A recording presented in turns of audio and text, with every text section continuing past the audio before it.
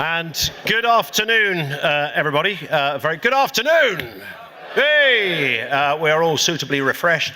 And welcome to a very special conference, 2025 Police Federation Conference here at the NEC. I'm Ian Collins. A real pleasure to be with you as your facilitator for the next couple of days. Lots to get through. And before we dive into a little bit of detail, a bit of housekeeping. There are no planned fire alarm tests. So if one does go off, please head calmly. I've really got to say this. Please head calmly to the nearest exit through the doors, front and back, and follow the emergency signs. We're going to have a little rehearsal of that now, if that's all right. No, we're not.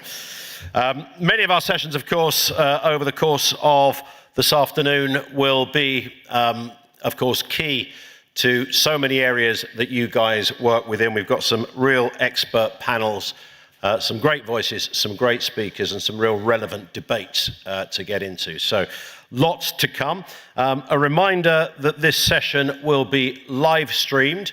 Don't worry if that's obviously tricky for obvious operational reasons for some officers, because it's only the stage that is being live streamed. So that's okay. That's on the YouTube channel. And of course, a mention I should give to the support from our exhibitors this year. So do take a moment to visit the stands. You can get your passport stamped there. You'll be in with a chance to win a great prize, which we'll announce at the drinks reception after proceedings today. There is a drinks reception after proceedings today. I knew that would liven a few of you up, so look forward to that. And of course, you'll be hearing a lot about the Federation's national campaign, Copped Enough. What the police take home is criminal. And be sure to stop by the Copped Enough stand in the exhibition hall to chat with the comms team there. And you can share, there is a wall that you can write on. What could go wrong? 400 officers and a Sharpie. But do put your comments up there as well. And obviously, this session is dedicated to that very, very subject matter and area. So there's going to be a lot around this throughout the course of this afternoon. Before we go any further, before we dive into our first debate, let's get a word from your national chair. Joining us on the stage now, Tiff Lynch.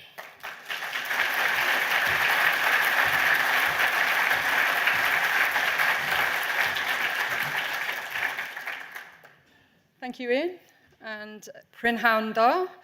Good afternoon, everyone, and welcome to the NEC in Birmingham. It really is fantastic to see this room filled once again. And for those that have done conference before, this is our first in-person national conference since 2022. And I have to say, speaking to everybody around the room earlier on, it feels good to be back together. We've all lived through enormous change in that time, the long aftermath of the COVID pandemic, growing pressures on policing, and the relentless changes for our members. Yet here we are, and we're still standing shoulder to shoulder, and we're still fighting for fairness, still doing what we do best, which is looking out for one another. This conference is about that reconnection. It's about bringing our Federation family back together, to reflect, to challenge, and to shape where we go next. So over the next few days, you're going to hear from your colleagues from across the country who have been leading for that change. You'll see panels on pay and conditions that affect every officer in this room and every officer out there. There will be sessions on well-being, equality and representation, and an update on our transformation plan. We're going to hear directly from the Director of Public Prosecutions, and we'll get insights from experts on the policing's future. It never goes well unless you've had a gaffe. We're going to hear directly from Mukund Krishna, our CEO, on how we're modernising the Federation and delivering the change for our members. the change that they deserve. There's a discussion on the state of policing and how we rebuild public trust. And we'll spotlight the officers whose everyday professionalism continues to make a difference in every community in England and Wales. Every session, every debate is rooted in one thing: fairness, fair pay, fair treatment, and fair recognition for the people who keep our country safe. And that brings me to something that I'm really proud of. A campaign that has captured that feeling across the service. The Copped Enough. 1 year ago, we said, enough is enough. And we told the country that police officers deserve fair pay and the respect. And the people have listened. Copped Enough has become more than a campaign. It's a movement. It's put policing back on the centre of the national conversation. And it's united our members and reminded the public that behind every uniform is a person who deserves to be valued. So before we begin today's discussions, I want us to take a moment to look back at what we've actually achieved together and where we go next. This short film marks the first year of Copped Enough. It tells a story, your story, and it sets out how we'll keep pushing for real change. Let's now watch Copped Enough, year one. 110% I would not have joined the police knowing what I know now.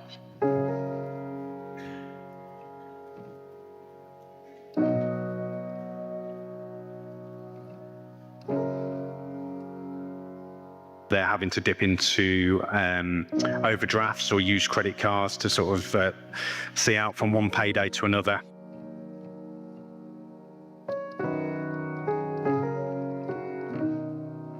Become less rewarding to do the job, and it feels more pointless doing the job. Copped Enough is about rewarding your police workforce properly, recognising the very difficult job that they do and making sure they can live on what you pay them. We've got some amazing police work that happens in England and Wales. It's about looking after the best interests of officers, both financially and mentally, and that's what we need to help our officers and have that realistic conversation within government and say, stop breaking our officers. We have 145,000 officers within England and Wales. 98% sign up to the Federation because that is their voice. That collective voice does influence power. So far, the campaign works really well when we're engaging with MPs. We've tabled a bill within the House of Lords for the recording of police officer suicide, something which has never been done before. We're also now looking at police driving legislation. We've managed to secure some absolutely fantastic pay awards, and we're influencing government massively. Behind every investigation, there's a hard-working federate. We train them well, and they perform well. So it's an organisation that really has got officers' backs. We've really invested in our communications. We've got a head of comms now, we've got a structure, we have a strategy, and we have the right people in the right place delivering key messages. What was really good this year was our elections showed us that there is still a massive appetite to be a Federation rep. We're getting stronger day by day. We've had some fantastic support from the officers and the public, so we set up the virtual picket line. This is actually a message we're sending out, and we're giving the chance for the policing family, officers and members of the public to support our hard-working officers. There's no way I'd join. I would just be like, nah, I'll go and work for a council, or I'll go and be a train driver. Today is worse than yesterday, but it's better than tomorrow will be. We've made them listen, but now we need to make them act.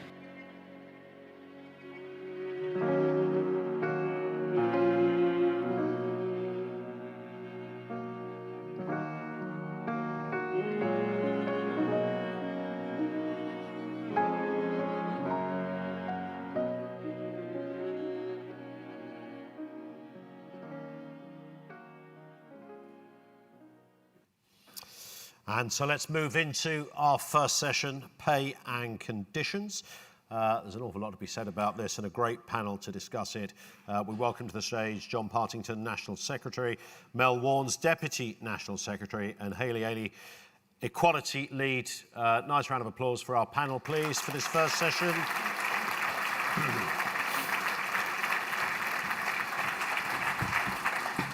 And I think, John, you're up first, and then we'll have a bit of a debate after you guys have spoken, so do take to the stage. John.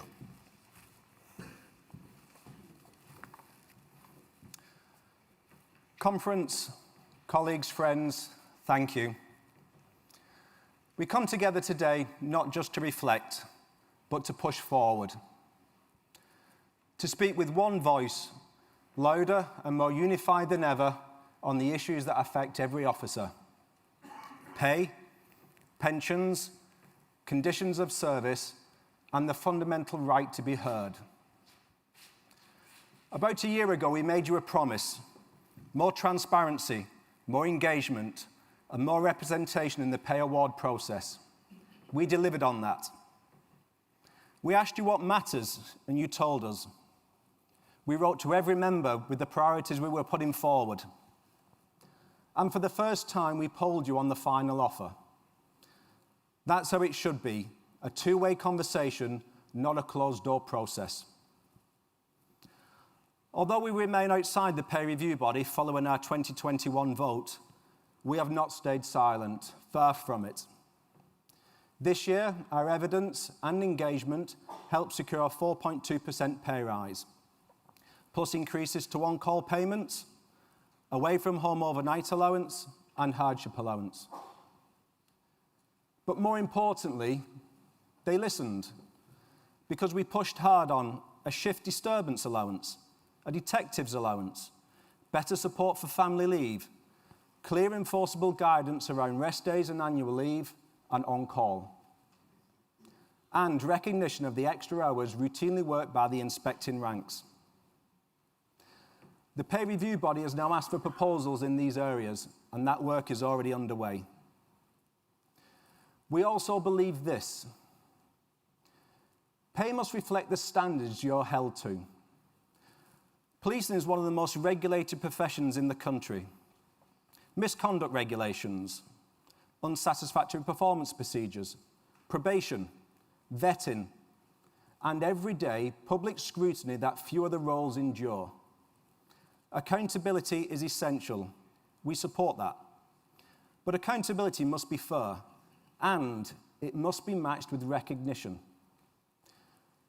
You cannot expect officers to carry the burden of such responsibility and be paid like it doesn't exist. And just as pay must reflect responsibility, recruitment must reflect the standards we uphold. We believe recruitment should be consistent and standardised across England and Wales, ensuring that every candidate meets the same professional benchmark. That means psychological testing, not as a barrier, but as a safeguard, to make sure those who join have both the temperament and the personal values needed for the realities of policing. Because the public deserve officers who are not only capable, but suitably prepared for the pressures and principles of the job. Now is the time to be honest about recruitment. The public deserve better, and policing deserves better.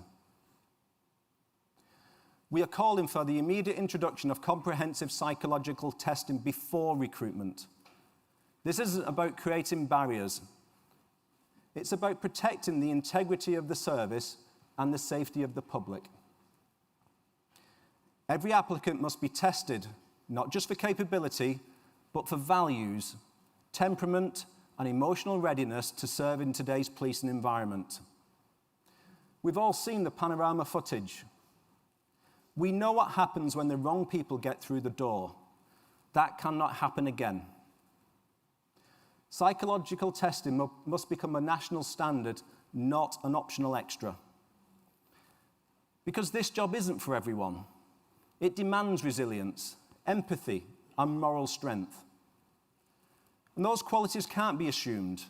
They must be tested. If we are serious about rebuilding trust, it starts here, with who we recruit, how we test them, and the values we insist on from day one. Because this job demands integrity, not just competence. And if we don't raise the bar now, we risk lowering the standard forever. And let me be clear, this cannot wait for another review or another report. We are calling on the government and police leaders to act now. Looking ahead to the next pay round, we're realistic. We know the Home Office budget is tight, but being realistic doesn't mean being quiet. We will be clear in our message. Police pay must be restored. Salaries must reflect the skill, danger, and dedication required. Retention is worsening. Assaults are rising. Officers are burning out. And personal lives are suffering. We will push for improved and new allowances, not as handouts, but as fair recognition of the professionalism and sacrifice you bring to the role. And we won't go into this without being prepared. Behind every submission stands our team of policy experts, researchers, and academics, because if we are going to win the argument, it will be with facts, evidence, and unity. But I want to mention one key thing with a standard pay award across all ranks. And it's this. Equal percentage pay awards might look fair on paper, but they're not fair in practice. When everyone gets the same percentage rise, those on higher salaries keep far more of their income after the bills are paid, while those on the front line see their disposable income vanish. Federated rank members today spend almost everything they earn just on living. Housing, energy, and fuel have risen far faster than pay. And what used to be a modest but secure income has become a financial struggle. Simple research from credible sources will show how rent has risen more than police pay.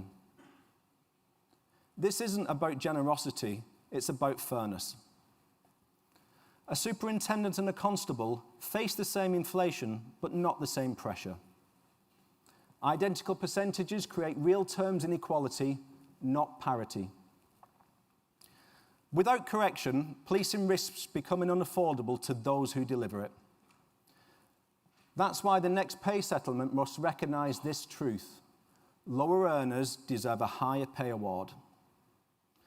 Because pay that protects buying power is what keeps people in the job, keeps policing professional, and keeps faith with those who hold the line every day. Pensions remain a key issue. While we've seen progress in delivering the remedy, the process is still failing too many. We're hearing from officers with part-time service, those who have transferred between forces, colleagues affected by pension sharing orders, and those waiting on contingent decisions. These are isolated cases, and they are serious issues. The people are real, facing real uncertainty about their future. More worrying still, a growing number of officers are opting out altogether. That's a red flag and a sign we must do more to educate and support those at risk of being left behind. But let's step back and ask the big question. Is the current system, the pay review body, fit for policing? No, it's not. And here's why. Unlike other workers, police officers cannot strike. You can't walk out. You can't down tools. Even when your own conditions are crumbling, you turn up, because that's what the job demands. But if you can't strike, then there must be something in its place. We believe that means collective bargaining and binding arbitration. Collective bargaining means having a genuine seat at the table, the power to negotiate pay and conditions directly with government, rather than pleading your case to a supposedly independent body with a fixed and rigid remit, answerable only to ministers. It's about fairness and respect, recognising that those who put themselves in harm's way for the public deserve a say in what's fair compensation. And binding arbitration means that if an agreement can't be reached, an independent third party makes the final decision, and both parties are bound by it. No political interference, no moving of the goalposts, just a fair, rule-based process that works in countless other professions. We've taken this to Parliament. An early day motion, supported by MPs across the political spectrum, sets out our position. The Liberal Democrats have submitted their own in agreement. We're exploring a legal challenge and looking at international pressure through the International Labour Organization. Will it be easy? No. But we will not accept silence as a substitute for justice. And we will not rest until a pay system reflects the unique status and restrictions of your role. We'll keep making the case in Parliament, in the courts, and in the public eye. We'll keep building alliances and pushing for reform until a fair, modern system that truly values police officers for what they are, the people who hold the line when everything else gives way. And there's no tactic off the table to get us there, because my message to government is this: keep saying no, and distrust breeds. Momentum for militancy grows. Let's be clear, we are not calling for the right to strike. We believe policing is a public duty unlike any other, and that duty means you cannot simply walk away. But every generation of officers takes us further away from the world imagined by those who wrote the laws that founded the modern police service. Keep breaking police officers. Keep underpaying, undervaluing, and overloading them, and more will withdraw their labour permanently through resignation. And more will start to ask the question out loud. Doctors want a fair pay deal because they have the ultimate weapon, the right to strike. So why not us? That's the direction this government is pushing policing towards. And unless they change course on industrial rights, they'll have only themselves to blame. Colleagues, this is about fairness, it's about respect. You are professionals, you are public servants, you are frontline protectors. You are held to the highest standards and deserve pay, conditions, and pensions that reflect exactly that. Because the job you do is like no other. It demands a deep knowledge of legislation, an ability to make split-second decisions, and a working understanding of policy, procedure, and public safety that few outside of policing will ever truly comprehend. It requires skills and judgment that are unique to the role, and the pay must reflect that. But so must the conditions. This job affects your mental health, your family life, your personal well-being like few others. The risk of assault, the threat of injury, the emotional toll, all of these are part of policing today. And they must be met, not just with decent wages, but with conditions that support rest, recovery, and resilience. We've seen the reality laid bare through the Cops Enough campaign. The stories are real, the need for change is urgent. So let's be clear. We're not asking for special treatment, we're asking for fair treatment. Thank you.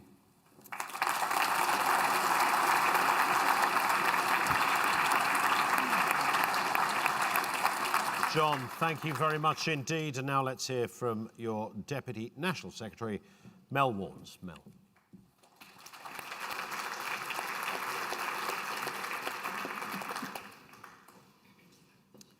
Friends, colleagues, family, because that's what we are, a family. We call policing a family because we stand together in danger, in crisis, and in service to others. We trust one another. We protect one another. We show courage every day for the people we serve. But too often, That sense of family ends when it comes to the duty of care we're owed in the job. Because real life doesn't wait politely outside the station. It happens in the middle of a response, an investigation, a trial. It happens while we're managing someone else's crisis and quietly carrying our own. When one of our own loses a baby or a partner, or struggles to care for a parent or child while serving the public, too often the service doesn't see them as a person in need of care. They're seen as a problem, as paperwork, as a name on a posting sheet. That isn't good enough, and it isn't what a family does. We're here today to change that. We're making a simple but powerful case that compassion must be written into our regulations, not left to chance. Because unlike most workers, police officers don't have the basic statutory protections others do. No automatic right to paid maternity support or carers leave or neonatal care leave. If it isn't written into the regulations and determinations, it doesn't exist. All those protections that millions of workers rely on only apply to us if they're made explicit in regulations, or if you're lucky enough to serve under chief officers who get it. So we're left with a postcode lottery, where your ability to care for your family depends on where you serve and who you report to. That's not right, and it's not sustainable. What must always be taken into account are the unique demands of policing.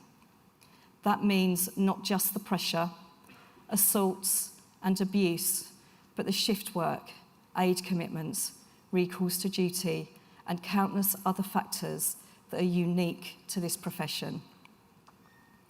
We are often compared to other sectors or organisations, but that comparison is fundamentally wrong. Policing is unique, and the regulations must reflect that uniqueness. To do otherwise is to let officers down. The result will be more sickness, burnout, and ultimately more resignations. That's why today we are calling for a charter for change, a blueprint for modern, compassionate police service. We're calling for full pay for family-related leave from day one, because no officer should have to earn the right to care for their child or grieve for their partner. Carers leave, so that when your parent, partner or child needs you, you don't have to choose between duty and love. Neonatal care leave up to 12 weeks on full pay when your newborn is in hospital, because no officer should be checking their shift rota beside an incubator. Safe leave for officers experiencing domestic abuse, giving them the time and safety they deserve. Bereavement leave, full pay after the death of a partner or child, because no one should have to return to work before they're ready. And paid leave for miscarriage and pregnancy loss, recognising a pain that too many have faced in silence. And before officers are deployed back to the front line, there should never be a simple calculation based on the number of hours lost presented as a monetary value. There must be a proper risk assessment to determine how best to reintroduce officers to operational duty. This approach is common in sport, for example, but overlooked in policing. But just as in sport, our people are the real asset, the ones who deliver, and we must care for the individual. This isn't radical, it's humane, and it's already happening across the public and private sectors. Policing should lead, not follow, because how can we talk about reform if we can't even provide a modern workplace? We already see areas where there is broad agreement between staff associations and the APCC, but not from the MPCC. And one clear example of this is the PRRB recommendation for 2 weeks full pay for maternity support leave, paternity leave, a recommendation that was to be implemented swiftly. The NPCC have not agreed, citing cost. Yet the first week is already paid. The second week, currently statutory, can be claimed back, making the actual top-up costs negligible. That's not good enough, and it's a tired excuse. Yes, there is a cost, but the cost of losing good people, mid-career, experienced officers is far higher.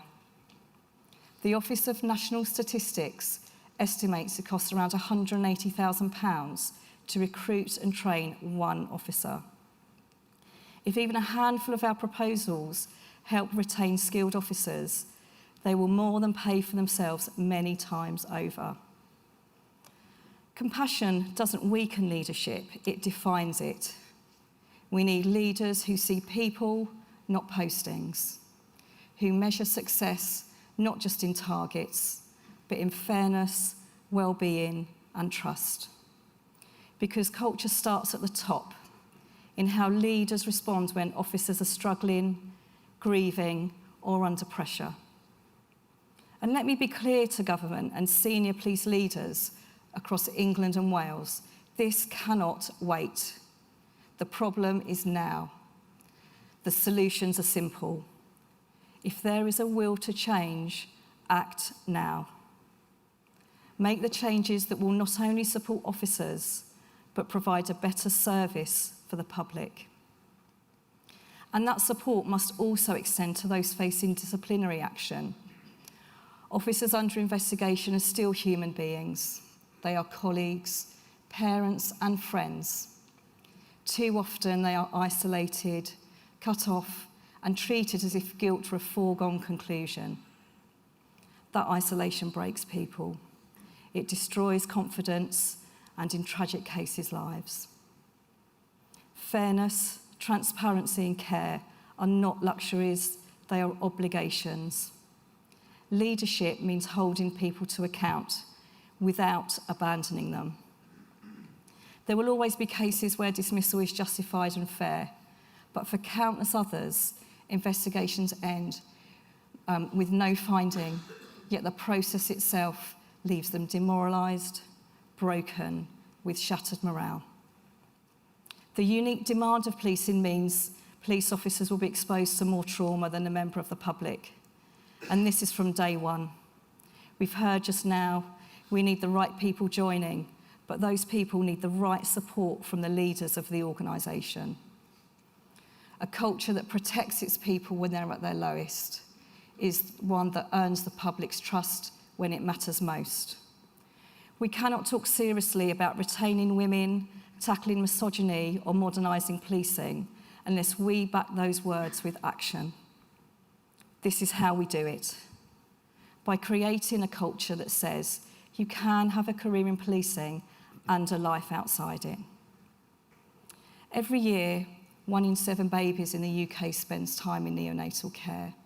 Every year, hundreds of families lose mothers during or after childbirth. And every year, thousands of officers quietly juggle caring for ageing parents or sick partners while working nights, weekends, and overtime.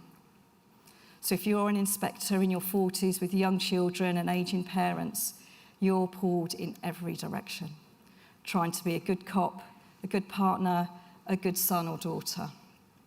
It's an impossible situation.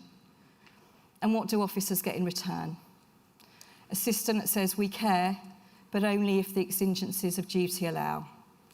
That phrase, subject to exigencies of duty, has been the get-out clause for compassion for decades. It's time we deleted it.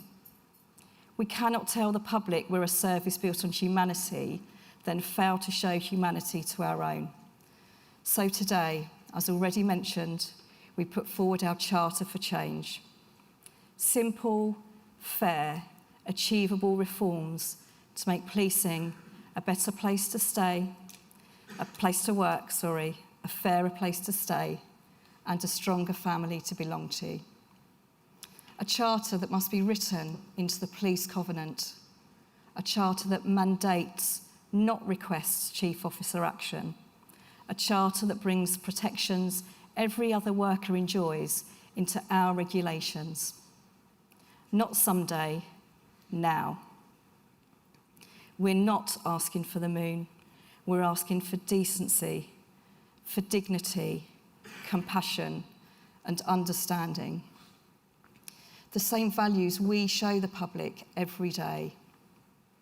So to the Home Office, MPCC and APCC, we say this. You have the power to make this happen. Make it a priority. Don't wait for a tragedy to prove why it matters. Show the nation that policing looks after its own. Because when we care for the people who care for everyone else, that's when policing truly lives up to its name. Thank you.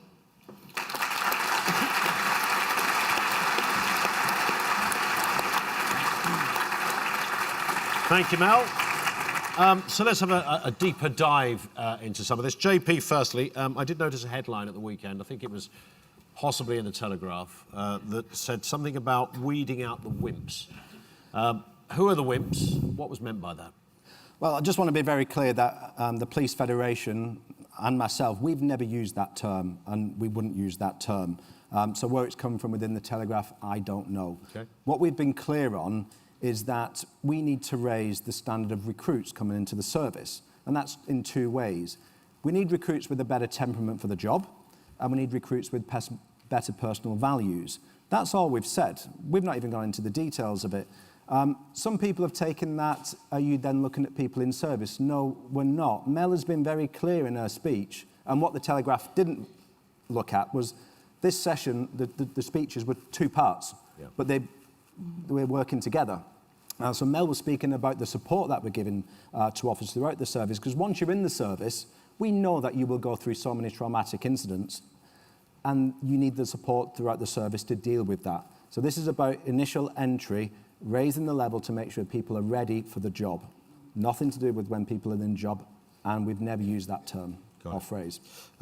In terms of low pay, I mean, give us an overview about the impact of that. We heard a little in both of your speeches there, but just go a little deeper onto that, because this is and this never goes away really, this subject, does it? For years of debating this, it is, it's up there large, low pay, and it doesn't seem to change. Well, we've had a few conversations now, haven't we, over the sessions, and we keep coming back to the same topic. But low pay, no, we hear about officers struggling. We hear the stories all the time, whether that's food banks, payday loans, waiting for the money to clear in the account before they can do the shopping. But when we look at increasing pay, there's three ways we can look at it. One is by the annual uplift of the pay, which most people will look at. Is it 3%, 4%, 5%? What is that? But we can also look at the P factor, the policing factor, the unique nature of the role, which should be an additional to the salary that you're given. There's also the benchmarking when they compare us against other industries. So what they'll do is they'll go off and say, well, a nurse gets X amount of money, a police officer gets this. Police officer has some restrictions on their life, maybe they get a bit more, maybe they get assaulted more, they have a bit more for that. But what we're saying at the moment is if we can raise the level of recruit, we can raise the profile of policing, we can raise the office of constable. And once we can raise that to a higher level, because we think it's been degraded over a number of years with mass recruitment, if we can raise that profile of policing, then we can go into government and say, right, your recruits need to hit these levels now to come into the policing. You need to put more money on the table. Yeah. So that's what we're trying to do.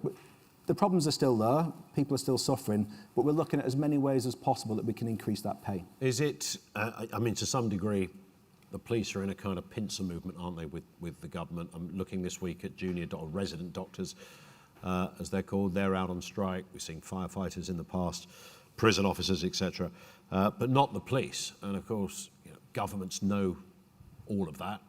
Is that taken advantage of? I mean, is that the specific area that stops a more serious look at pay at the moment, the fact that you guys cannot down tools? I think that's where it went wrong. When the pay review bodies were introduced, there were obviously a number of sectors who can strike, and then you've got the prison officers and the police who can't strike. So I think the government know very much that it's the ball's in their court. They can do what they want.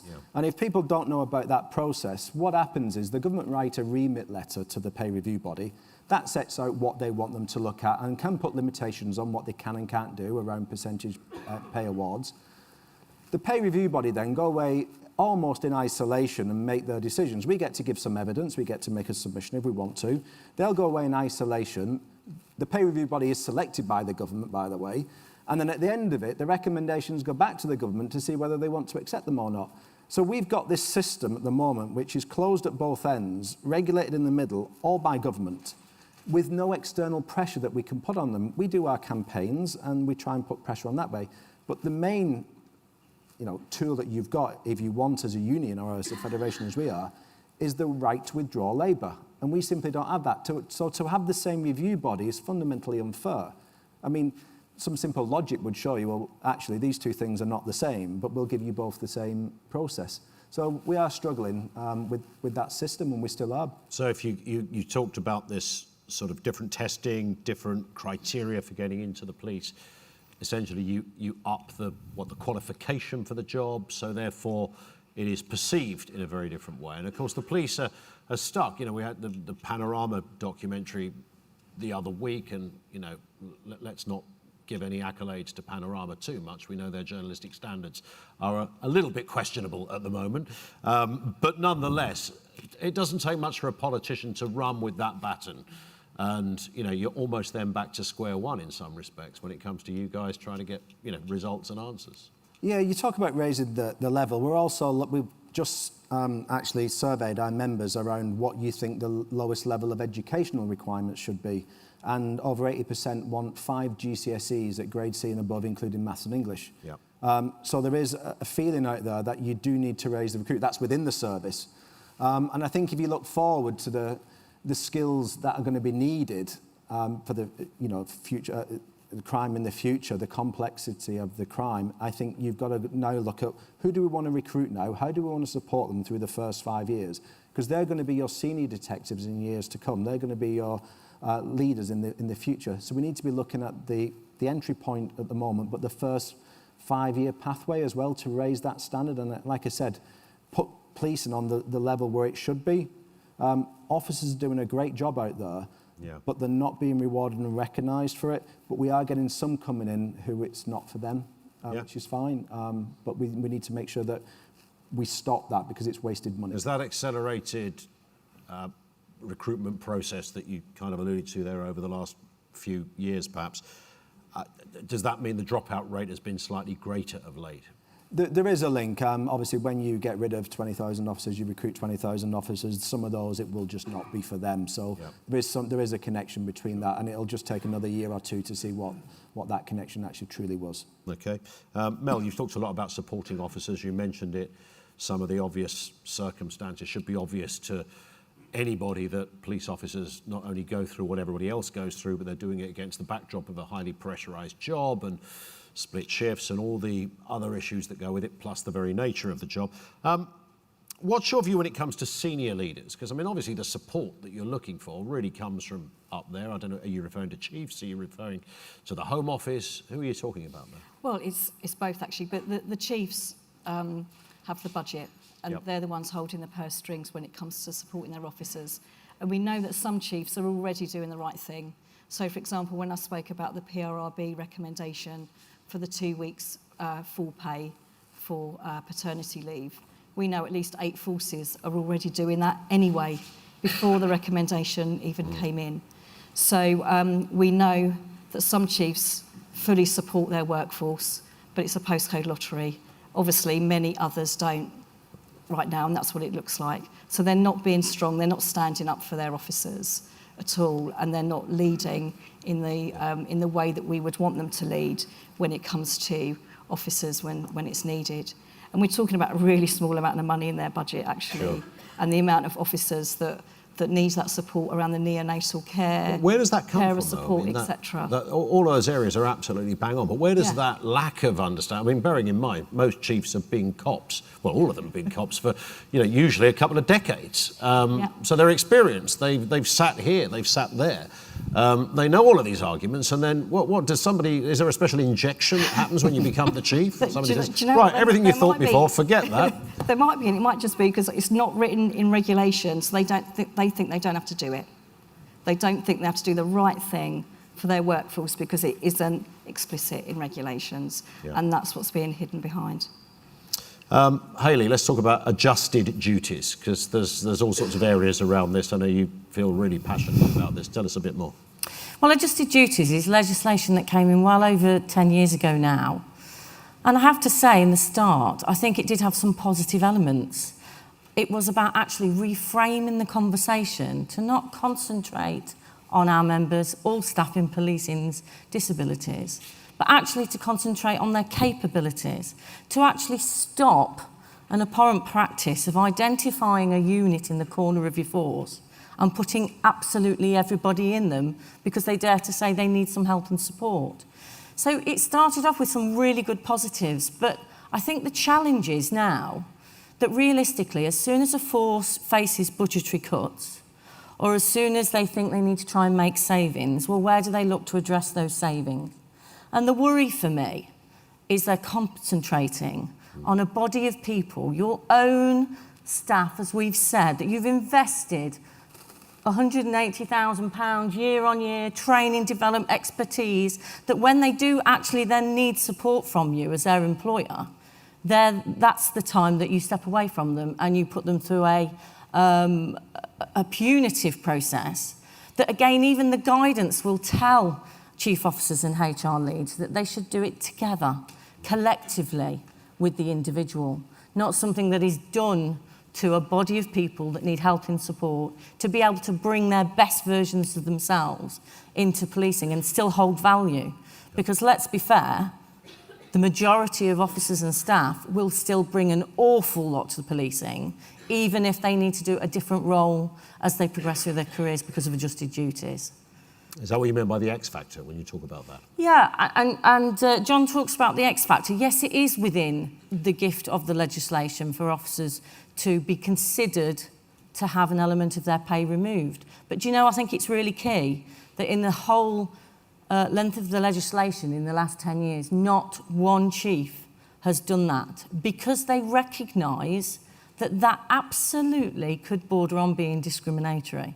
You know, these are the people that you should be supportive, getting the best from.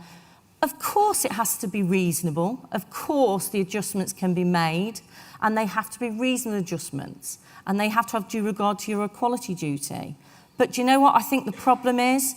We're reverting to type, and I'm starting to see across forces that they're in a dire situation, they're being told to save money, and they're absolutely reviewing people's roles and what they're doing, but they're not doing it collectively in the best way. And they're not doing it to value an individual. They're doing it punitively to see if this is a body of people that we can make savings from. And that's got to stop. That should not be the ethos of how we step forward with this. Yeah. This session, John, is called Pay and Conditions. Of course, they're not two separate things. They're absolutely wedded together. That's often sort of forgotten perhaps a little bit, but, you know, we've heard as to why they are intrinsically linked. And that's a really important, when you're trying to convince others around you, senior officers, government ministers perhaps, to keep hammering home that point of everything that's been raised so far. How easy is that when you talk to, I don't know, a politician, a minister about these kind of issues? Are they getting it? Are they digesting it? You mean how important the package is? Yeah. To be honest, no, I don't really think they do get it. I think they feel that the package that's on the table is suitable. I really do. But when you look, obviously, let's talk about pay is one element, and that's the main thing that officers, you know, most will want to look at. But then you unpack the pay parcel a little bit more, the remuneration package, then you put the pensions in there, you put regional allowances, other allowances, and then you put your annual leave entitlements and other support that's available. So there's an entire package there. And I think perhaps sometimes you get politicians who may think, yeah, some more support for officers going through family issues. I think, okay, that's a good idea. That comes with a Labour government normally. And I think a few may look at some other areas. But I don't think anyone ever really looks at the entire package and looks at the reality of policing and says, right, is that fair reward for that officer, and is that a fair package that allows them to recover and rest and be supported? So I don't think any... The problem with regulations is, if you look at any other job, you've got a contract of employment. That can be changed quite quickly. If you ever... I'll send you a copy of police regulations. It's a very, very lengthy document. It takes us a long time to delve into, to understand. And even at times, we're asking each other questions. What does this actually mean? How is it going to be interpreted and applied? So I think a much simpler set of regulations would be very, very welcome. And then maybe people can then start to understand, politicians and chiefs, right, how does this all fit together? When it comes to specifically to a better pay package, though, the environment we're currently in is I mean, you might call it a get out for politicians. If the Home Secretary was sitting here now, she'd say, well, you know, I'd love to give her... I mean, how many Home Secretaries have we had at conferences? You know, even almost joking about it because it's so ridiculous that they're about to announce a pay rise, because you sort of know they're not. But right now, the financial environment, everybody's looking for more money. We mentioned doctors, police officers in the same position. The government have got almost a get out of jail free card, because well, there is no money. There literally isn't any.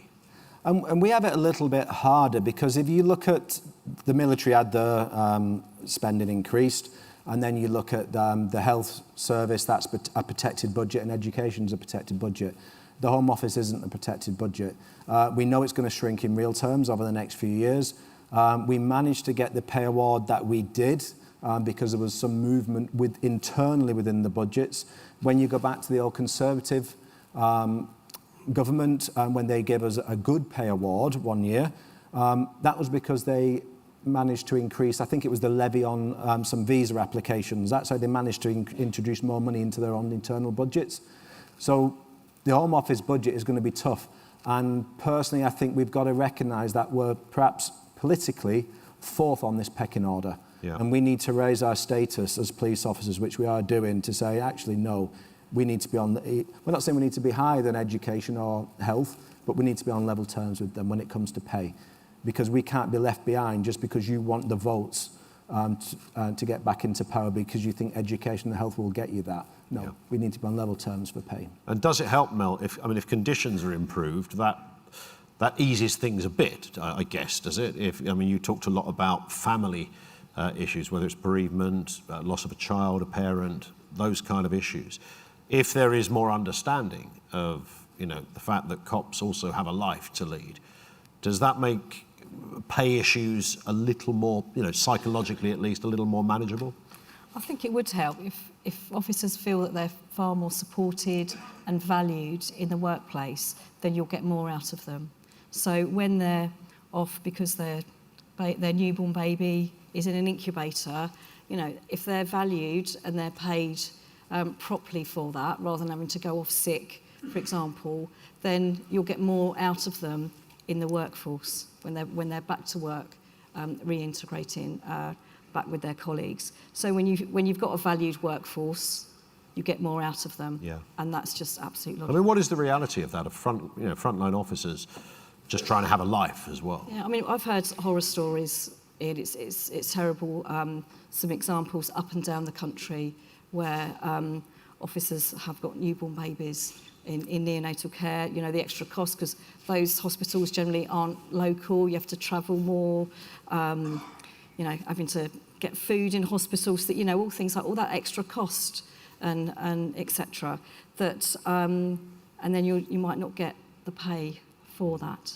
And other examples, which is awful. I wrote to the policing minister on this because a woman had a very premature baby before 24 weeks that was alive but sadly died, and the chief did not give her maternity leave, didn't give her maternity pay, and that was agreed within our meetings that we have with MPCC and Home Office, all stakeholders, but because it hasn't come into regulations, the chief hid behind that and said, I don't have to pay.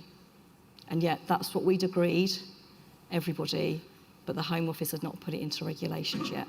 So these are the type of horror stories I'm hearing, and yet if chiefs do the right thing and support their officers and get them back into the workplace, feeling valued, you'll get far more out of them. Is it just, in many respects, is it just a kind of an outdated model of a workplace? I mean, you talk to some people. I was talking to a mate who works at Facebook. You know, they've got a slide in the Facebook office. Not for kids. They've got a creche as well. They've got a sweet shop. They've got free everything. I mean, it's donuts going around all day. I mean, it's like I'm sure they work very hard over there at Facebook HQ, but nonetheless, that you hear more and more of companies making the workplace an attractive, you know, orientation for families and flexible hours and, you know, all sorts of other issues that they can accommodate that once upon a time they wouldn't. The police, obviously, it's a very different job, of course it is, but does the police more generally, as a service, just need to catch up? I think we do. We have not modernised along with everybody else. And we're hidden behind that huge book of regulations, as John was saying, and that needs to come forward into the 21st century, quite frankly. John, you were going to come in there? Yeah, just to give an example of this, obviously we deal in various government meetings and we're trying to change and modernise the regulations, your conditions of service, basically your employment contract.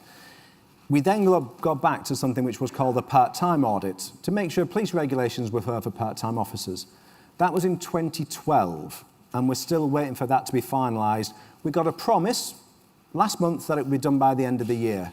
We've had no update since. So that's 13 years.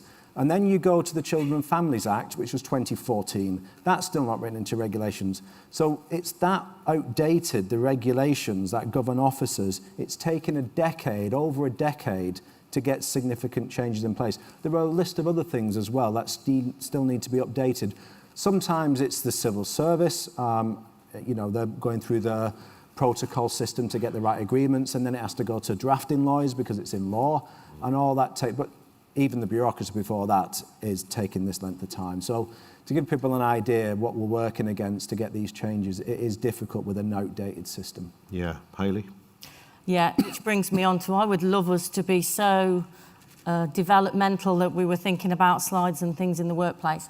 I'd love us to actually mean that our workplace is adhered to the law. I mean, even a seesaw would be a start. I mean, realistically, you've only got to look at the amount of employment tribunals that we support our officers with. You know, I just want chiefs, and one of my main objectives is to develop a process that forces our chief constables to actually listen and learn when they have an employment tribunal that they lose. Because, you know, just looking at the data just purely on disability discrimination, over the last 3 years, realistically, we have supported members to the tune of about 3.8 million, only up to July, and that has massively advanced in the last few months. The compensation that officers have received is something like 3.8 million.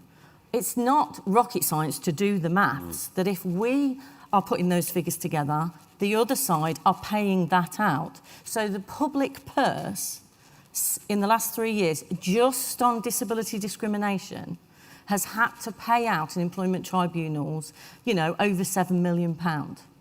That is shocking. That is absolutely perverse when you think that time after time and again, what we see is it's the same force doing the same things, but putting another officer's name at the top of the form, going through the litigation, because they won't learn. And that's what I want us to do. Nobody wants to go to the point of an employment tribunal. No. Nobody comes out a winner at all. So why can't we get to the position where we can sit across the table with the chiefs and actually say, not only do you want to learn in your own force, why don't you share that learning across all 43?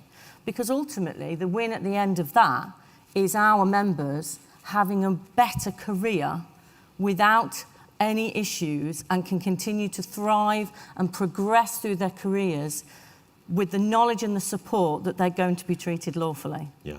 I mean, you know, I don't think we can be any more stark than that. But where does, again, it comes back, we were talking about chiefs, and I guess that's, you know, where the buck stops predominantly. I mean, you can go higher, but, you know, everyday terms, it will be down to chiefs. It's the same question, really. You know, why are chiefs not listening? Are they impenetrable to what they can see in front of them? Is it budgets? What is it? Do you know, I wish I had the answers, and I want to seek to find out what the answers are.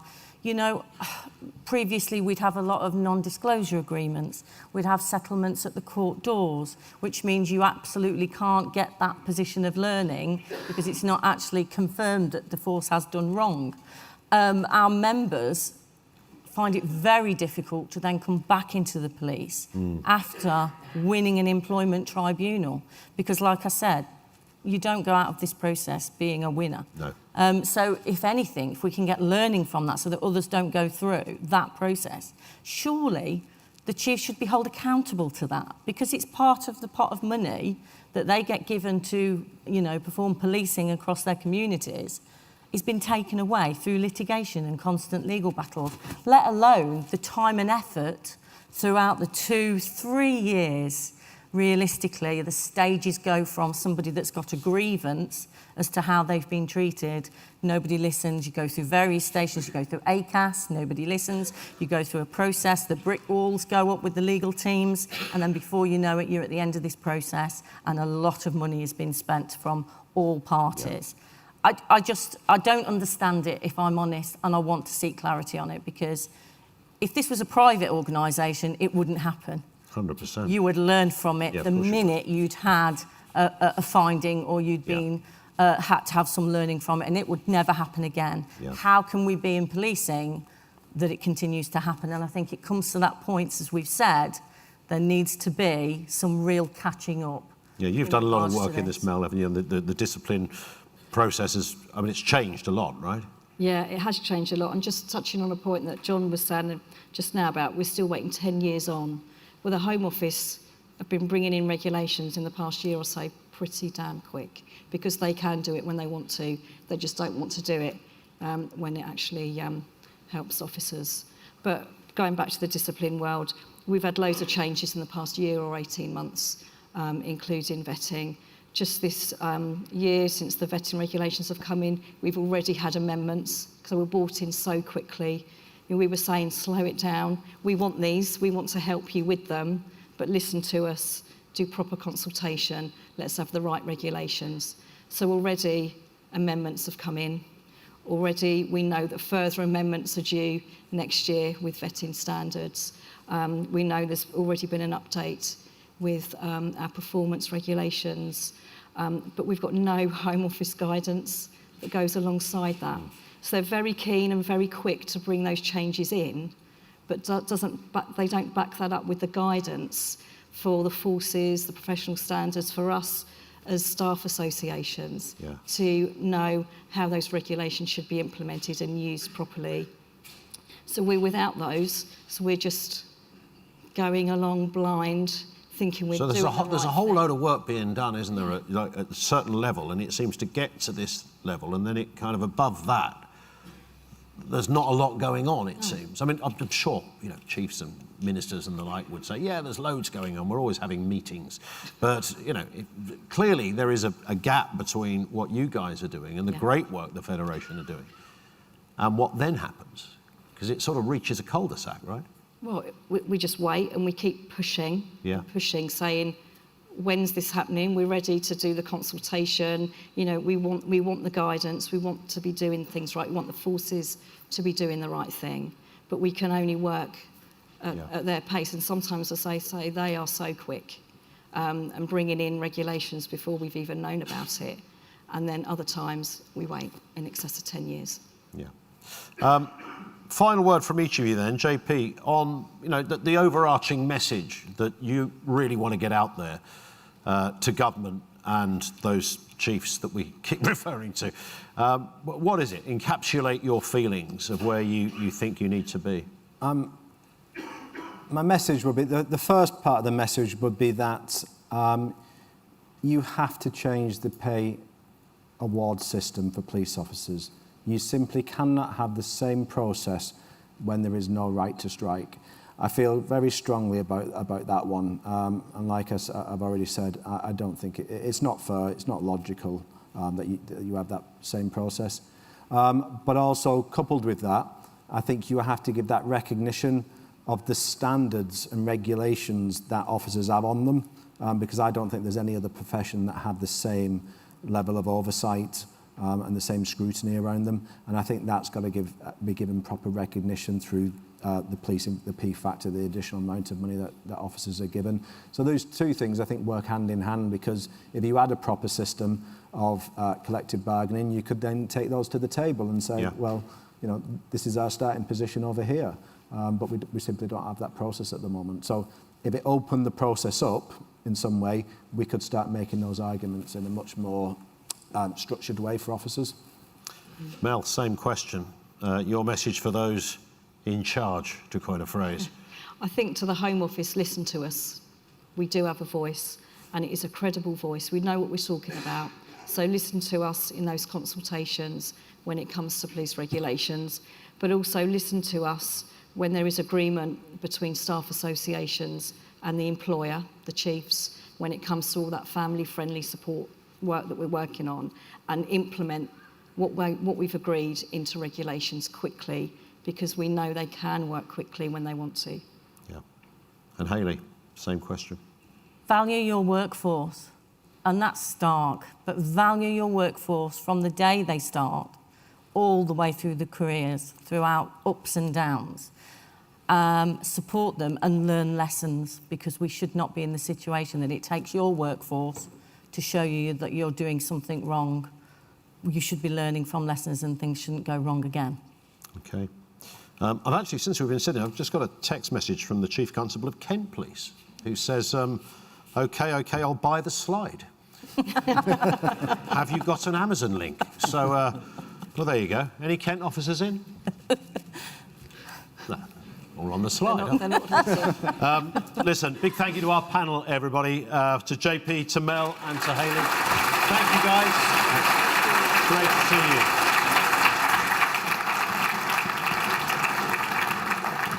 In around about 15 minutes, or about 10 minutes time, we're going to take a little break so you can have a swift cup of tea and a biscuit. Before all of that, one of the things that's marking this conference out a little different from other years, we have some awards that will be giving out over the course of the next couple of days. Our first one is for outstanding contribution to women in policing. And so can we please welcome to the stage to present these awards and tell you a little bit more about them, Brian Booth, Deputy National Chair, and Andy Picton from the sponsor Police Friendly and Met Friendly.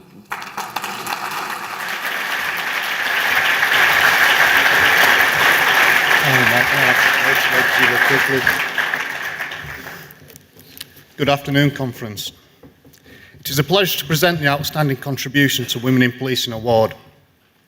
I wish to thank Police Friendly and Met Friendly for kindly sponsoring this award. This award was introduced in memory of PC Nicola Hughes and PC Fiona Bone of Greater Manchester Police, who were tragically killed in the line of duty on the 18th of September 2012. It is awarded to officers who have gone above and beyond their core duty and made a difference that has led to a profound and positive impact on women in policing. We have this beautiful award you can see on the stage. This lives in our headquarters in Leatherhead, close to our Women in Policing Honours Board, which you'll see in some of the images on your screen. I am thrilled to announce the latest name to be added to this board. The winner of this year's Outstanding Contribution to Women in Policing Award is Inspector Sophie King of Sussex Police. Oh, shit, it's coming up.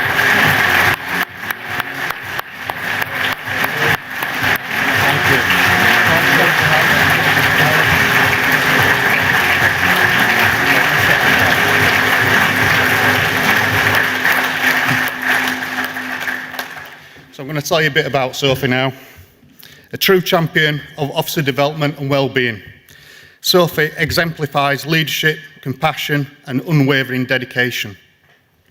As Inspector of the Divisional Coaching Unit, she empowers colleagues through tailored coaching, helping them thrive in promotion boards and beyond. But her commitment extends far beyond professional growth. Sophie is a tireless advocate for balance, well-being and equality in the workplace. As lead for sexism and sexual harassment with Evolve, she provides trusted support to those affected, raises awareness through impactful presentations, and mentors others to carry forward this vital work.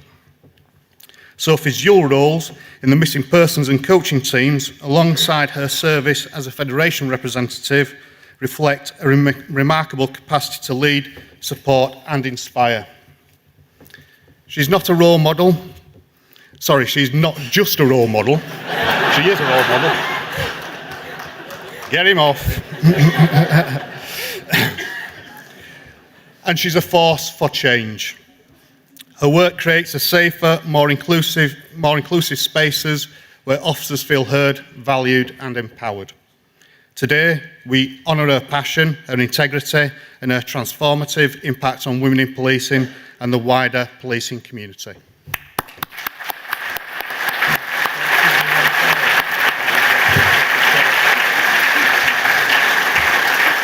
Would like to say a few words. Thank you very much. Thank you so much. I feel very privileged and blessed to receive this award.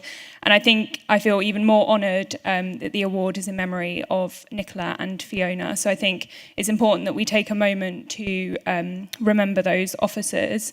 And I think that none of this work that I do would be possible without the support of Sussex Police and the Police Federation as well that we've got in Sussex, who allow me to drive this work forward, and every member of staff and officer that has contributed to the Sexism Mentor Scheme and all of the other things that we are driving.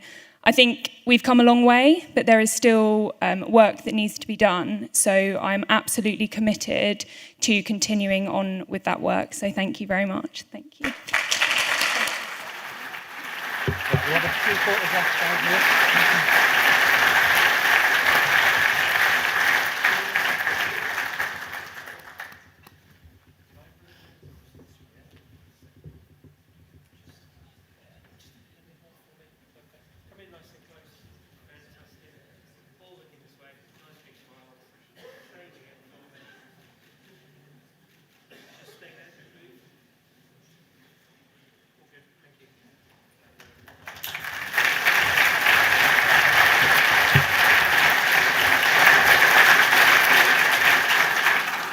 Big congratulations and thank you to Brian, who's not no, he is a role model as well, isn't he? Yeah. He's our Brian. Yes, definitely. We are going to take a very brief pause here for a cup of tea and a biscuit. We've got Detective of the Year award as well to come after the break too, and more sessions as well. So enjoy a swift cuppa, a Kit Kat and a biscuit, and we'll see you in 30 minutes.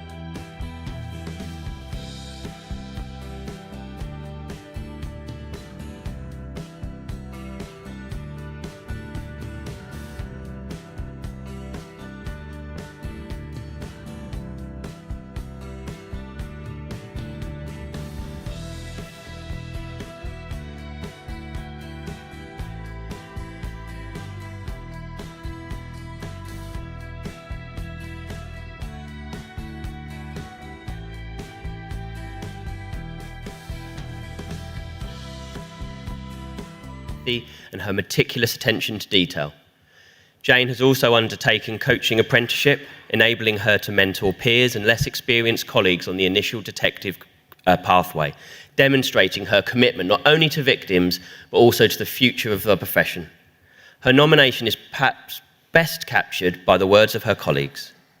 DC Jane Jones is one of the best detectives I've ever had the pleasure of working with.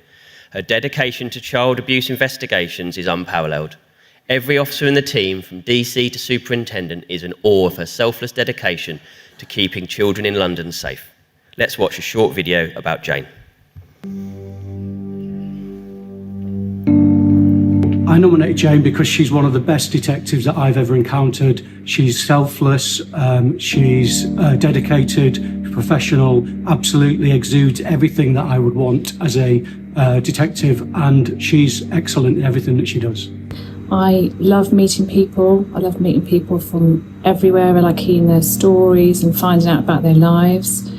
I love investigating. The devil's in the detail. I like scratching the surface and finding out everything there is to find, and really engaging in people's lives and trying to help them.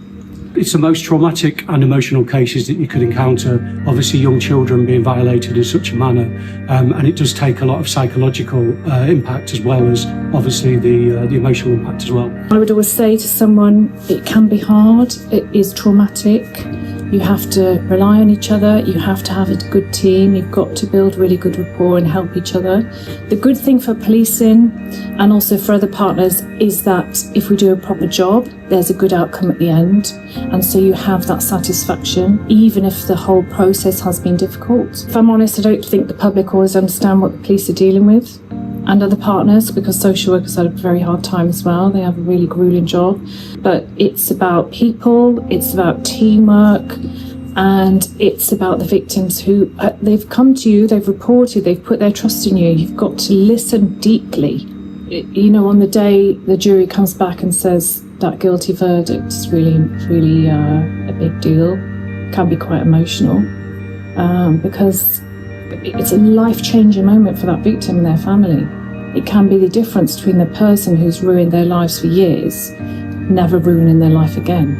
And that's the difference your investigation has made. And if you've done it properly, you've literally changed their lives. And potentially also saved a life, because trauma often results in people not being here. She genuinely cares. Every single one of her victims, she tirelessly works with them to achieve the outcome at court, together with her colleagues, and her support is unparalleled for these victim survivors. My main incentive, and most of my colleagues, we care deeply about these children and their outcomes and where they're going in the future, and also their families and our communities. So if you're not driven by that, you can't help people. So it is hard, but you can only have people in this role who really care. Detective of the Year winner, Jane Jones.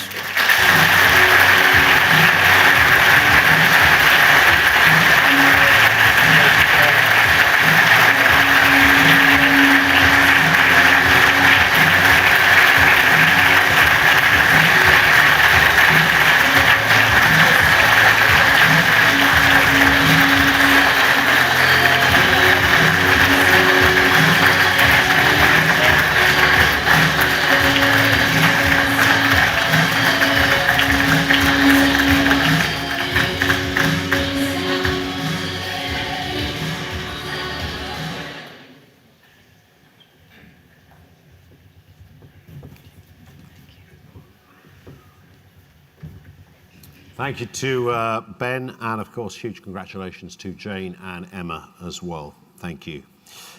Let's move on to this next session. One Federation Delivering for Members. This is entitled. We please welcome to the stage for a keynote speech the CEO of the Police Federation, Mukund Krishna.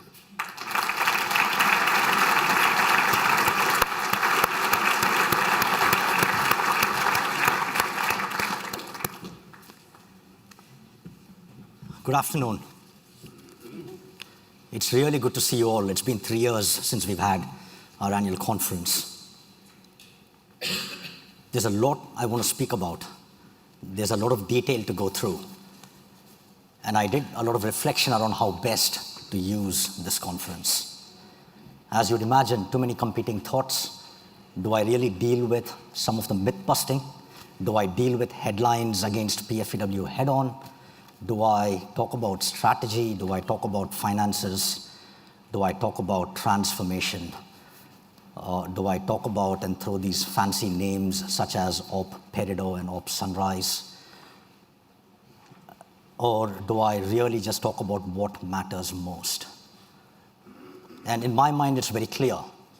The more I think about it, the more I've reflected, nothing is more important for me and the next 20, 30 minutes than celebrating the hard work that each of you do day in and day out. It goes unnoticed many a times, and I've had that feedback, and it's important we celebrate the good work, the amazing work that we all do and our colleagues out there do day in and day out. There are three other things I want to speak about.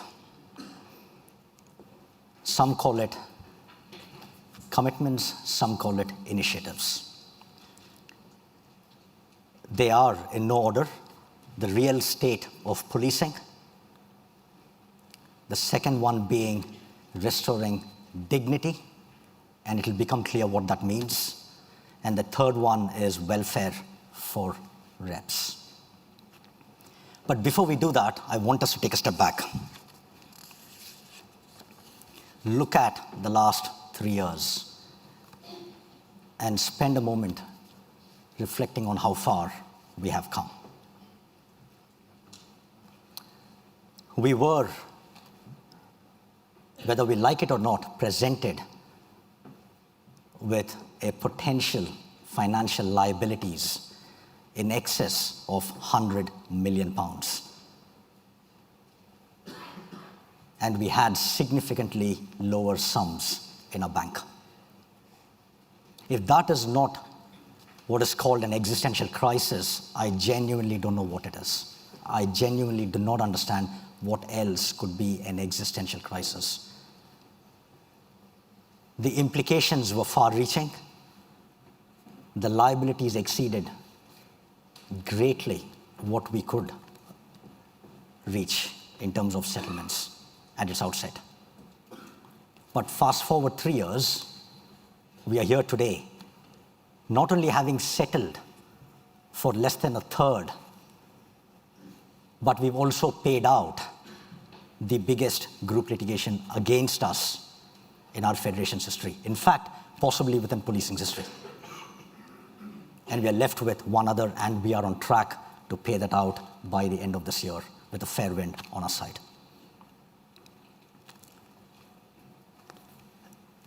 As I travel up and down England and Wales, speaking to members, speaking to reps, one of the very common questions that's posed is, what does the Federation ever do for us? It's a very hard-hitting question. Where does the money go? And I want to speak about it because we often don't spend time celebrating the good work we do. But before that, for those of you delegates here who are sat in the room, you should be immensely proud about how your branch chairs, your branch secretaries, and your regional reps have shown leadership over the last 3 years to pulling off something that was impossible 3 years ago, which was get us together with focus, clarity, and discipline, landing and getting us out of the existential crisis for certain. And a huge credit goes to them and the staff, including my management team, who have been working tirelessly behind the scenes. Now let's talk about what does the Federation ever do for us. Before I answer that question, I see this in a slightly different way. There are two types of critiques that exist in the world out there. There's one type who will criticize for everything we do, no matter what. You can't do right for doing wrong. And they often offer absolutely no solutions. And there's another type who will critique, but do so collaboratively, constructively, and help improve the problem. And so I am speaking to the second type of critiques who are working with us, who are constructively challenging us and collaborating with us to help improve the problem. So whilst we were recovering from this existential crisis, trying to settle these large group claims against us, what else have we done? Where does the Federation's money go? Where does the subscriptions go? What has the Federation really done for us? Let's take stock.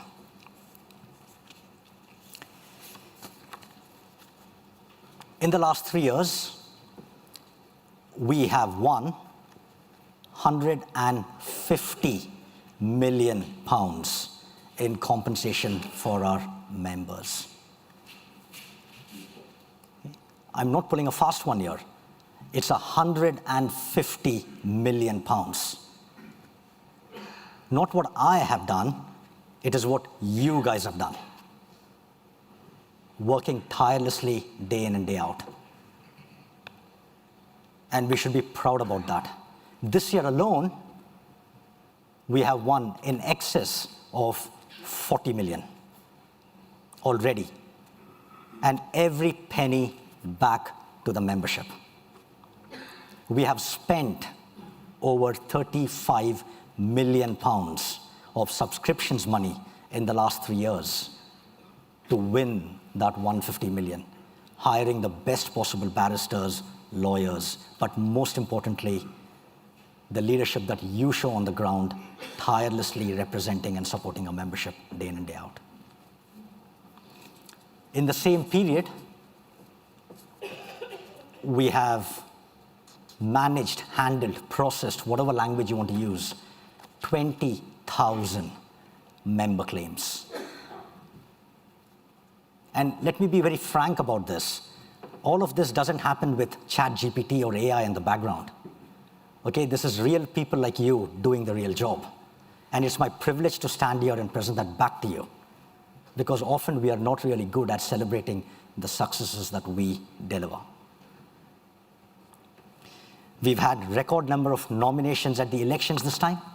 1,600 reps put themselves forward. We've never had such unprecedented levels of interest. It shows we are doing something right. It shows people still believe in the Federation and they want to be a part of that success story. It gets better. We have record number of chairs, women chairs within the branch compared to the last 100 years. Record numbers. And the list goes on and on and on. That's how far we have come. That's how hard we have been working, and we will continue to work. It's very clear. Everything I've just called out and more shows and proves that we are making an impact. And there is absolutely no two ways about it. And I want us to take a moment to reflect on how far we've come and the hard work that we have all put in it. Only in the last 2 weeks, we have won close to a 7-figure settlement sum for one of our members. That's on top of the 42 million I said we've already delivered this year. And the year's not over yet. So that shows the effort that's going behind and the value that we as Federation are delivering to our membership. So I want to move on. Like I said, the list is endless, but there's a danger of becoming a victim of our own success. We should not sit on our laurels. So I want to move on and talk about the 3 things, 3 initiatives, 3 commitments. I call them 3 commitments. The last time I stood in front of conference, I committed to delivering an independent review. and we have delivered the independent review. So today I want to commit to 3 more things to deliver by the end of 2026. And 3 things, amongst many others, that will move us forward in the right direction and move us towards strengthening our relationship, not rebuilding, but strengthening our relationship with our membership and our wider stakeholders. The first thing in order is the real state of policing. I think we are all very aware of HMIC FRS report, top-down report that gives a leadership view on issues within policing. And yes, as a federation, we do agree. We absolutely agree with some findings within that report. We do. But equally, there is enough in there that we do not agree. Most importantly, it does not reflect, in our opinion, the views of our membership. The legislation that the Federation is built on is very, very clear. It reads, our job is to represent members in all matters affecting their welfare and efficiency. So the real state of policing is going to challenge the HMIC FRS report going forward. We will work with yourselves, focus groups, engagements, one-to-one sessions, whatnot, with the membership and yourselves to produce a real picture of what is happening on the ground. It's our members' view on the kit we are using, on leadership, on culture, on issues related to abstraction, issues related to shift patterns, issues related to basic well-being and welfare. It'll be a membership view, and for the very first time, we will be producing that in time for conference next year, and that's my commitment. And we will challenge HMIC FRS with our own findings. There is something called as followership. And I think it's important we understand what it is. Aristotle was very clear when he said, he who cannot be a good follower cannot be a good leader. And that applies to every one of us here. Every one of us. Because we are the ones who are delivering service at coalface. The real state of policing report is about the service that the membership want to be a part of so that they can deliver the service the public deserve.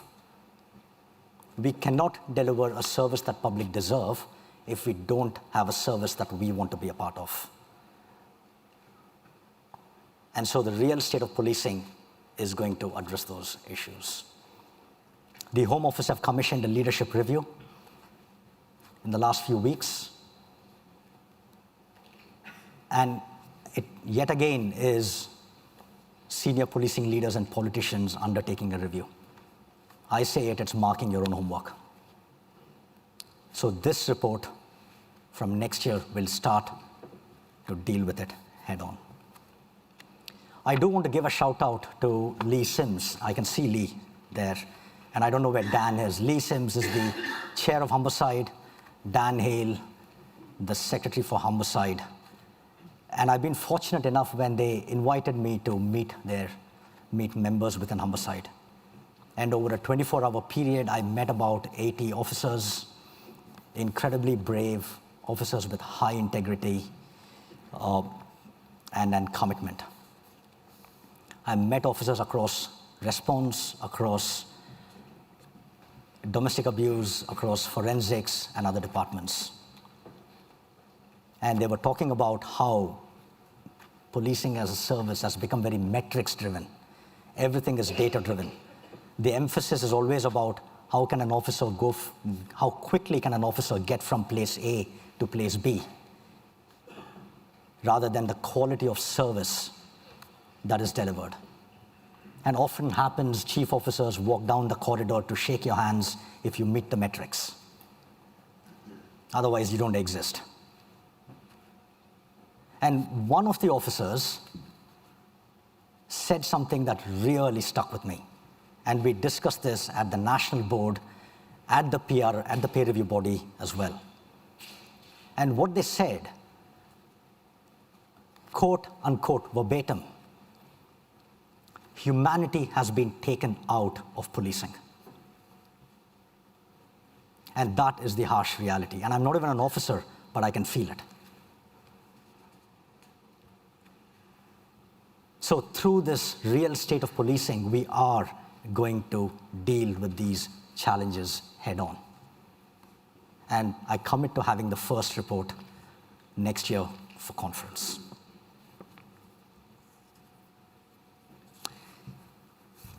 The second commitment I want to make is what I call as restoring dignity. What I want to say is this is about restoring dignity to all our members in all the challenges they face at work. All our members and all the challenges they face at work. We've been set up 100 years ago in 1919 to fund member claims.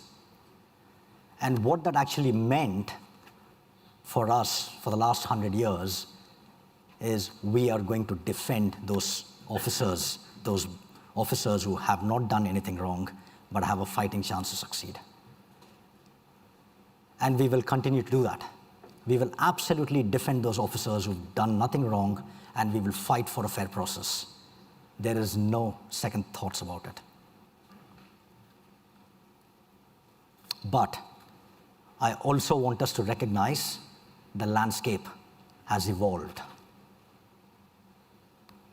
In the last 2 weeks alone, I have spoken to at least a half a dozen victims and witnesses. And this survey we recently ran, only 2 weeks ago, a survey that we ran, one in 5 respondents, members, 1 in 5 members were either a victim or a witness and did not have or receive much help. 86% of the respondents said they want the Federation to help and they want the Federation's support. And we need to listen and we need to respond. So today I am committing to rolling out a victim and witness support program in the new year. We represent all our members, not just those members who we defend.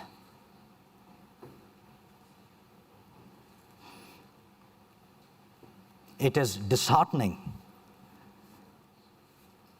to really meet victims and witnesses in tears. And the one such case that I mentioned a few minutes ago, where we recently settled, I still remember very vividly, the member reached out to me on a Friday morning, broken in tears, and that just does not sound right. I don't think any one of us will accept that. So above all else, as a federation, we have a moral responsibility to treat each other with dignity and to support each other. And so therefore, the Victim and Witness Support Program should help address that starting next year. The third initiative, some say it, I say it, commitment, is very close to my heart. As someone who has spent years studying in the space of mental health, mental well-being, I have in the last 12 months, at least in the last 12 months, have witnessed firsthand the struggles that our Fed reps are facing. They work insane number of hours, compromise on personal life, compromise on family life, often don't see their kids, children, families, wives, partners, husbands. But they don't have anywhere to go when they need help for themselves. I've heard stories of reps speaking about vicarious trauma, speaking about compassion fatigue, speaking about loss of empathy, and the list goes on. And there is no supervision for them, for the reps. Where they have a service available within the police service, they're reluctant to go there often because of trust issues and confidentiality issues. And I say the least the Federation can do for our Fed reps is to support them so that they can then support the membership.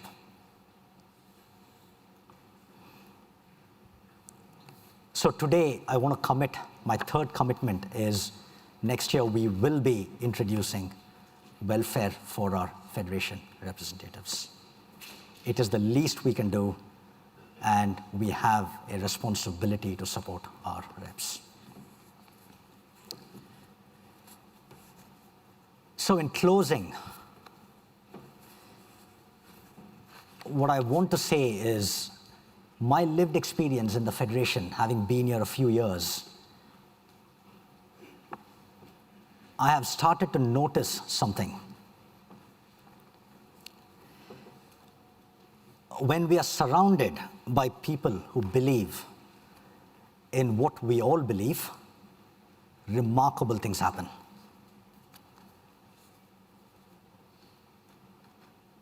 And I've experienced those remarkable things. The settlements, the compensation, the 150 million, and so on, and the list can go on. But that has happened because we've stayed focused, we've stayed united, and we've stayed aligned. Yes, of course we will challenge each other. Of course, we are never going to agree on every issue. So long as the challenge is constructive.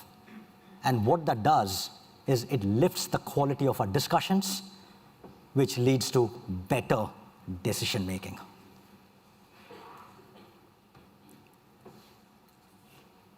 So let's stay strong.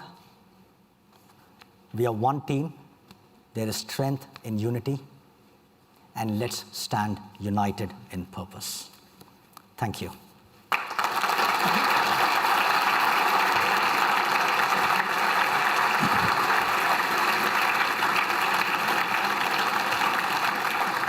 Mukund, thank you very much indeed for that and for those words. Let's go back a bit. You described when you first became CEO that this was survival. I think that was your exact word. What was the hardest decision you've had to take since then in order to, coin a phrase, keep the lights on? There were a number of decisions that we had to take as a board, as a national council, me as a CEO. And it's never good to be in a situation like that. I don't think any one of us wants to be in a situation where we are struggling to keep the lights on and we are fighting every day as it comes. But what became very clear early on is those days of entitlement is gone. Those days of self-interest is gone. And so it became an overnight challenge for us to start upholding the standards. And that became very clear early on for us, which is there is a certain level of standards that applies for all of us, and we need to get our act together. That was one of the toughest decisions we've had to take, and one of the toughest lines we've had to draw and stick to. Is it together now? I believe so.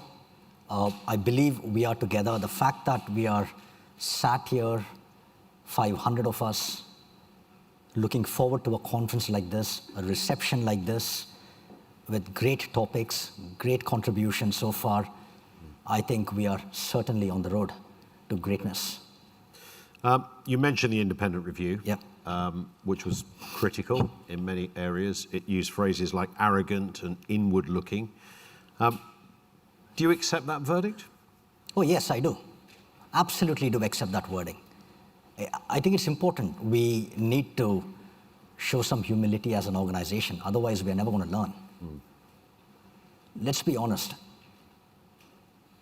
We've got ourselves in a bloody pickle because people have made decisions through arrogance, through self-interest, through lack of transparency, lack of openness, lack of challenge. So yes, I do accept that observation looking back. But what I do want to say is we are no longer that organization. The organization we are today is not what we were 2 years ago or 3 years ago, and will not be the same in 3 years' time. So how far do you think you've changed the culture? Where are you on that journey? Change, as someone says, is the only constant. And I don't think as a federation we will ever say change is now complete for us. As management speak as it may be, it is important to recognize culture eats everything for breakfast. Yeah. And it is as simple as that. So what we need to become is a learning organization. Learn through our mistakes. That's what great organizations do. They just don't sit on their laurels. We learn through our mistakes. And it's a steep learning curve. We've touched the tip of the iceberg. There is a 5-year roadmap through our transformation plan, which we're calling Op Peridot, one for another day. But we have the frameworks now in place to make sure we don't do the same mistakes again. You mentioned those group actions, which are now settled, of course. The Federation survived. It's still here, and I think the sentiment of what you're saying, it will continue to go now from strength to strength. But many members, many in this audience, will remember the damage. It was a dark period. And of course, there'll be many out there that are looking at a lack of faith after a crisis of this scale. How do you get that back? How do you rebuild that faith? I believe we are truly on that journey. I don't think trust is going to happen without hard work and without following through on our commitments. We've got to earn it. It's a long road ahead. Yeah. We have to rebuild our relationships with our claimants, who are a sizable chunk of the membership. And we have to rebuild the trust of those reps who have been let down with misinformation, disinformation. And we have to rebuild trust with the senior policing leaders and the government as well. Let's be honest about it. Yeah. The one thing that my head of comms has once told me, and he's somewhere in the room, a great guy, Gareth, said, it's not the Metropolitan Police which is the biggest policing body in the country. And I believe that. It is not the Metropolitan Police that is the biggest policing body in the country. It is the Police Federation of England and Wales that's the biggest policing body in the country, because we represent 150,000 members. There is no other force that has that kind of a workforce.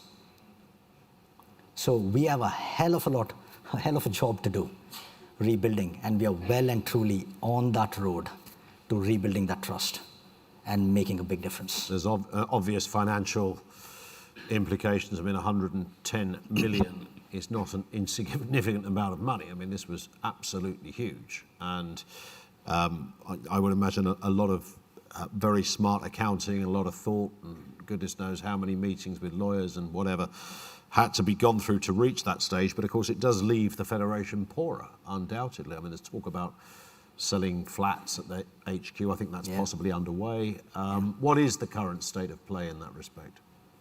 In summary, for those of you who don't know this, we've used about 95 pence of every pound we have to pay towards the settlements. I do need to be very clear, and I've said this before on different occasions.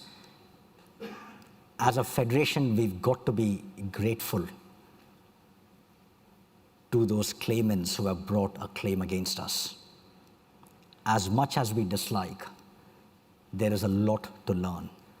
Had those claims not landed, had they not had the victories they've had,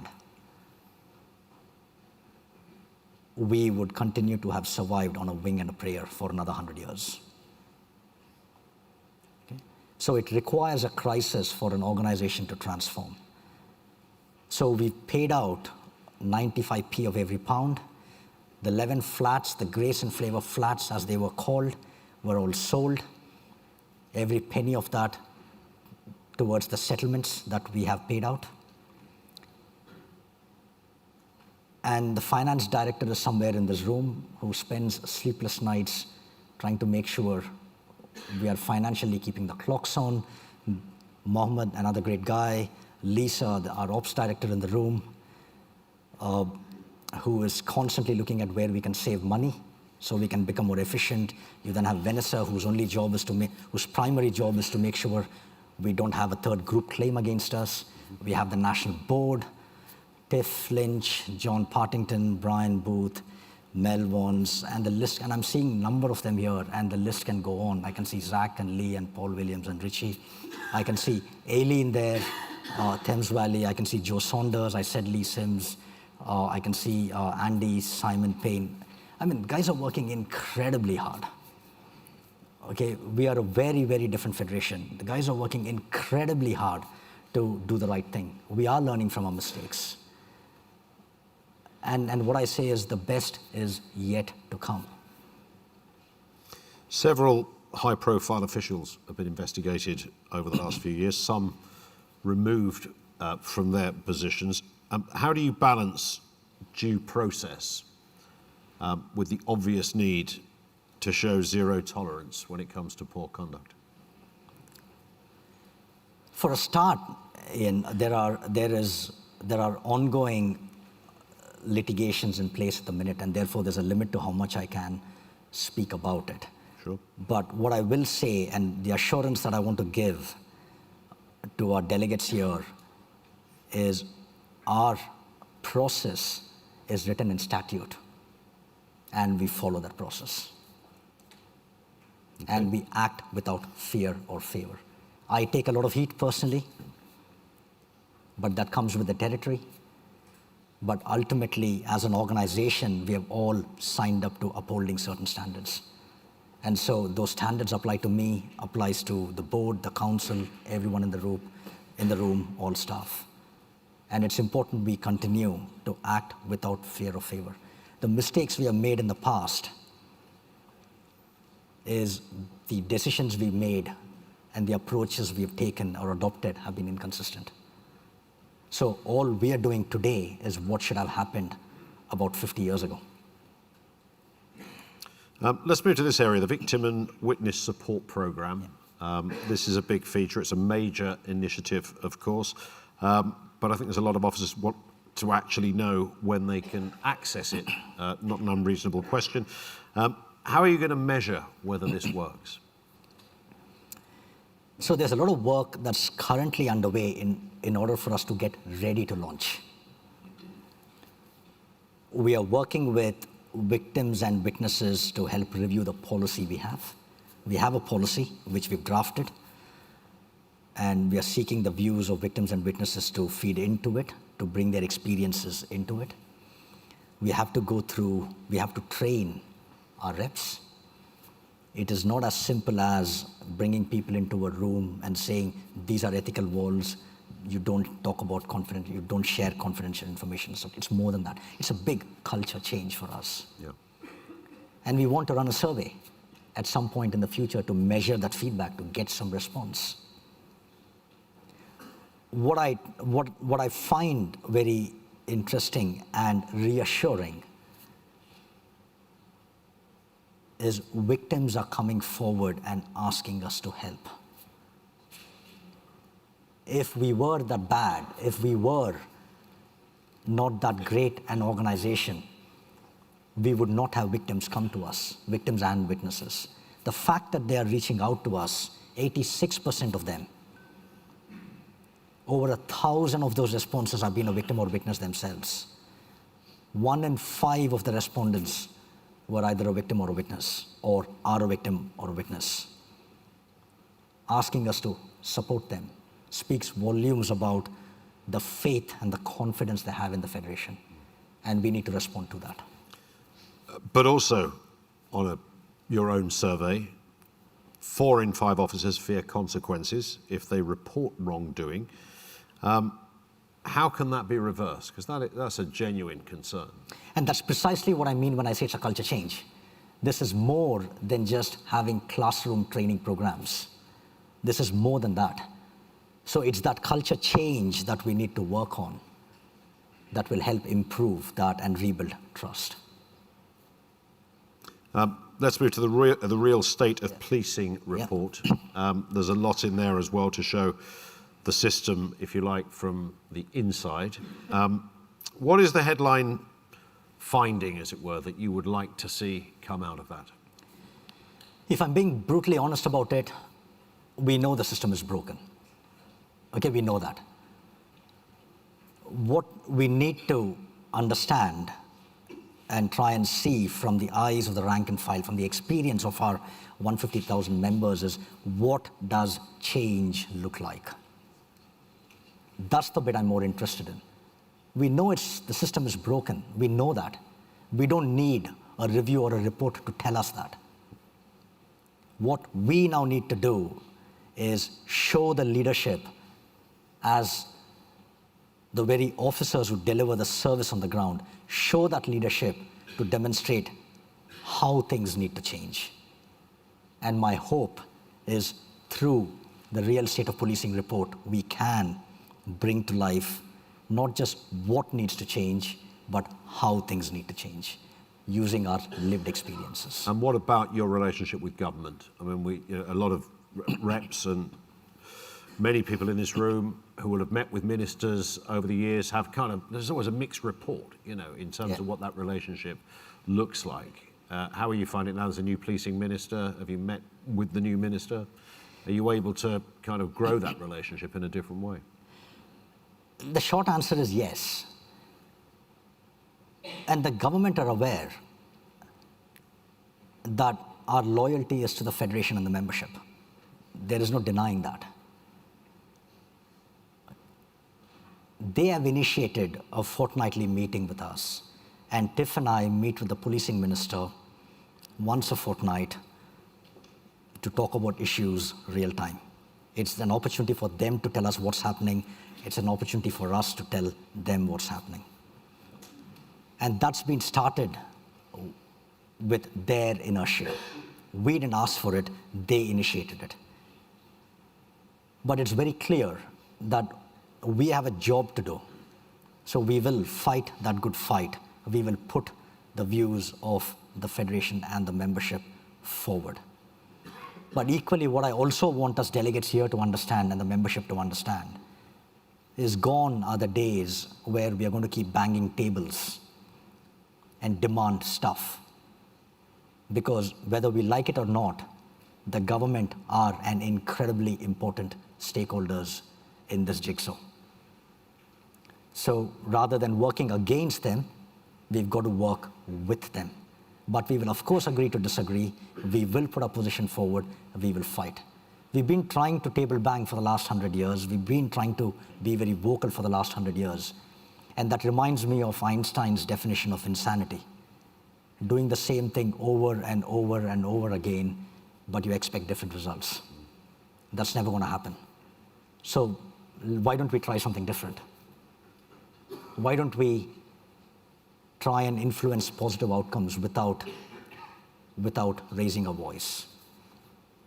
Why don't we pull the levers, use the network and the relationships we have? Because ultimately what matters is we secure the best possible pay and working conditions and pensions, which is what the secretaries are focusing on. And a final one, Mukund.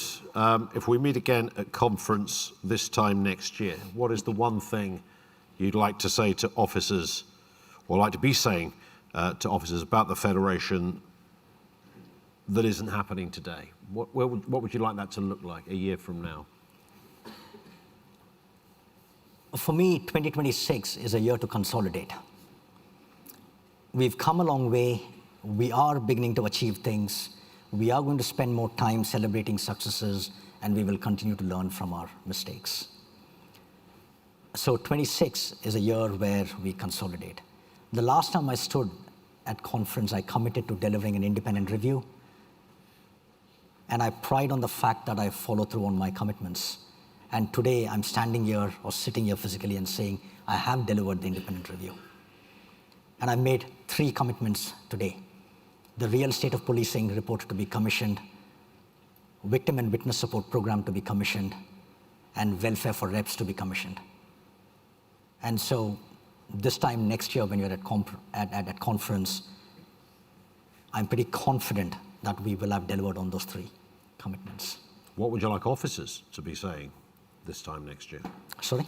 What would you like officers to be saying this time next year about the Federation? I don't think we need them saying anything about the Federation. I just think we need them to be working with the Federation. The Federation is here. We are not a product. We are one. We are here to proactively support. We of course need to be more than an insurance policy. The Federation can do a lot more than just funding claims. And we have a plan to go beyond the insurance policy. But we are not a different entity to the officers. We are one entity. So if officers fail, the Federation fails. If the Federation fails, the officers fail. So my parting message today in the session, I'm going to come back for the next session, by the way, but in this session, my message to everyone is the best is yet to come. Please keep the faith. And on that point, Mukund, thank you. Mukund Krishna, everybody, CEO of the Police Federation. Thank you. Last one. Cheers.